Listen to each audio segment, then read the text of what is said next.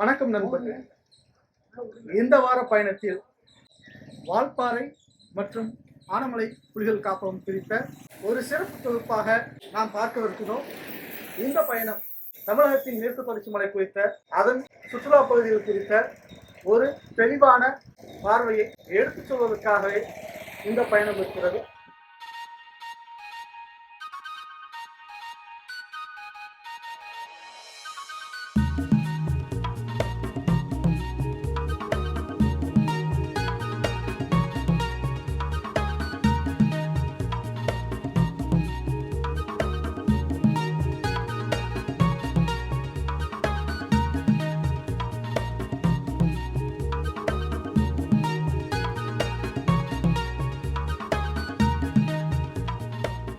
வணக்கம்.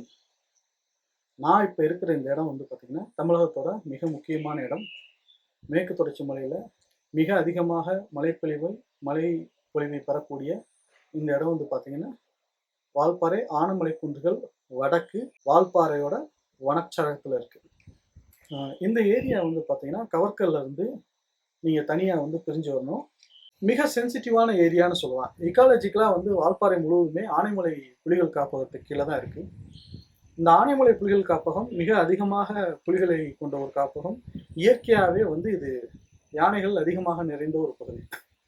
இப்போ இங்கே கடந்த ஒரு 2-3 ஆண்டுகள்னு சொல்லாமல் ஒரு 5-6 ஆண்டுகளாகவே வால்பாறை முழுவதுமே வனவிலங்கு மனித முதல் மிக அதிகமாக இந்த பகுதியில் இருக்குது. இது சம்பந்தமாக எந்த ஒரு தெளிவான ஆய்வுகளும் இதுவரைக்கும் வரல. இப்போ இந்த பகுதிகளில் முழுசாக பார்த்தீங்கன்னாக்க என்ன நடந்திருக்கு அப்படின்னு சொன்னால், ஒரு சோலார் மின்வேலி அல்லது பேட்டரி வச்ச அந்த மின்வேலி போடுவதற்கான அனுமதி தற்காலிகமாக வழங்கப்பட்டது. நிரந்தரமாக அல்ல, தற்காலிகமாக.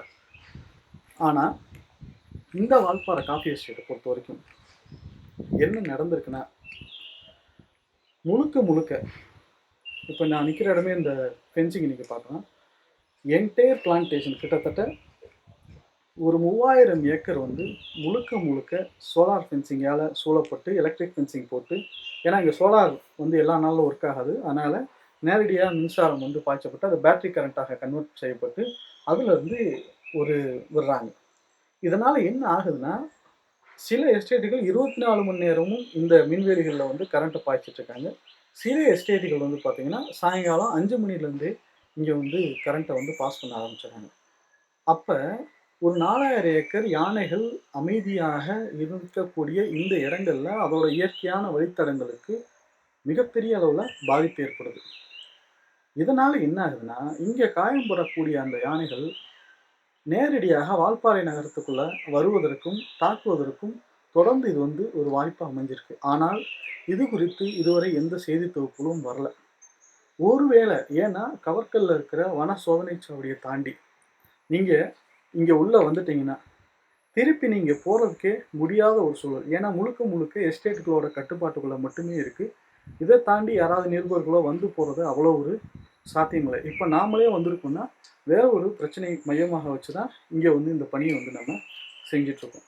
இந்த எஸ்டேட்டுகளில் இருக்கக்கூடிய இந்த மின் வேலிகளை எடுத்தால் மட்டும்தான் வால்பாறையில் மிக குறைந்தபட்சம் இந்த யானை மனித முதல்ல குறைக்க முடியும். அது மட்டும் இல்லாமல் இன்னொரு முக்கியமான விஷயத்தை நீங்கள் கவனிக்கணும்.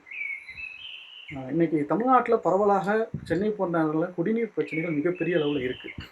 இந்த குடிநீர் பிரச்சனைகளுக்கு காரணம் பல்வேறு விதமாக சொன்னால் கூட, ஆறுகளை நம்ம குளங்களை தூர்வாரணும், ஏரிகளை தூர்வாரணும், ஆறுகளை தூர்வாரணும்னு சொல்கிறாங்க. ஆனால் எங்கே நதி உற்பத்தி ஆகுதோ அந்த இடங்கள்லேயே அது மிக பலமாக சேதப்படுத்தப்படுகிறது.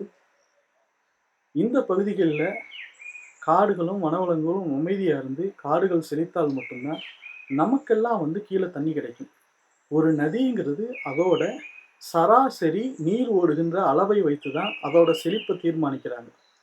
கடந்த 100 ஆண்டுகளுக்கு முன்னரே, ஏன்னா இதை பற்றி பெரிதாக விவாதிக்கப்படலை, 1910-15களிலேயே மேற்கொத்து தொடர்ச்சி மலை மிகப்பெரிய அளவில் அழிக்கப்பட்டு காஃபி எஸ்டேட்டுகளாக, டீ எஸ்டேட்டுகளாக மாற்றப்பட்டது. பல்வேறு புல்வெளி நிலங்கள் அழிக்கப்பட்டது. அதனால் நம்ம மிகப்பெரிய அளவில் நம்மளோட நீர் ஆதாரத்தில் அதாவது நீர் வரத்து என்பது வேறு, நீர் ஆதாரம் என்பது வேறு. இயற்கையாக ஓடக்கூடிய அந்த நதி உற்பத்தி ஆகக்கூடிய அந்த இடங்களை நம்ம நிறையா இழந்திருக்கோம். இப்ப இது மாதிரியான ஒரு ஒரு சிக்கல்ல வந்ததுக்கப்புறம் நம்ம இந்த பிரச்சனைகள பேச வேண்டிய ஒரு இக்கட்டான நிலைக்கு வந்து நம்ம தள்ளப்பட்டுருக்கோம்.